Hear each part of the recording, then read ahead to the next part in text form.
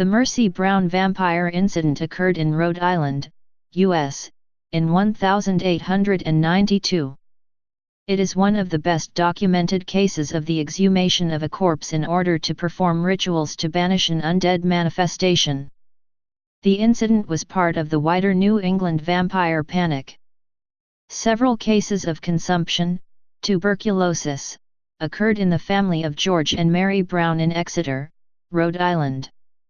Friends and neighbors believed that this was due to the influence of the undead.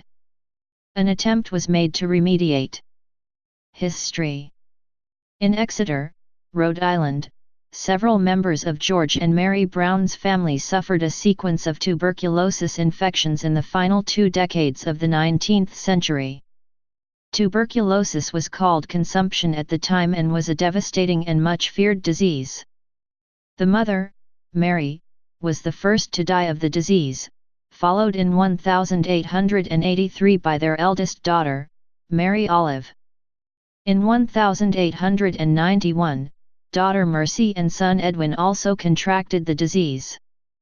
Friends and neighbors of the family believed that one of the dead family members was a vampire, although they did not use that name, and had caused Edwin's illness. This was in accordance with threads of contemporary folklore linking multiple deaths in one family to undead activity.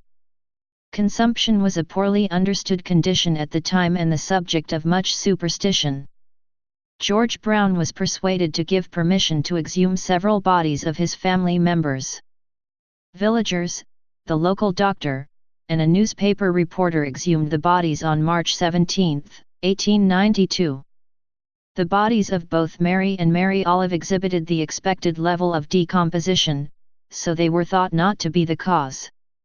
However, the corpse of a daughter, Mercy, which had been in a freezer-like, above-ground vault, exhibited almost no decomposition. She still had blood in the heart and liver. This was taken as a sign that the young woman was undead and the agent of young Edwin's condition.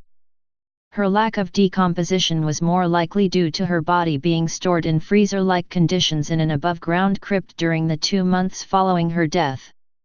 As superstition dictated, Mercy's heart was burned, and the ashes were mixed with water and given to the sick Edwin to drink, as an effort to resolve his illness and stop the influence of the undead. The young man died 2 months later. What remained of Mercy's body was buried in the cemetery of the Baptist Church in Exeter after being desecrated.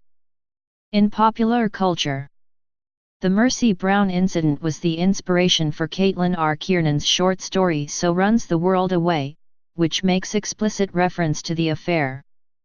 It has also been suggested by scholars that Bram Stoker, the author of the novel Dracula, knew about the Mercy Brown case through newspaper articles and based the novel's character Lucy Westenra upon her. It is also referred to in H.P. Lovecraft's The Shunned House. Mercy Brown's story was the inspiration for the young adult novel Mercy, The Last New England Vampire by Sarah L. Thompson.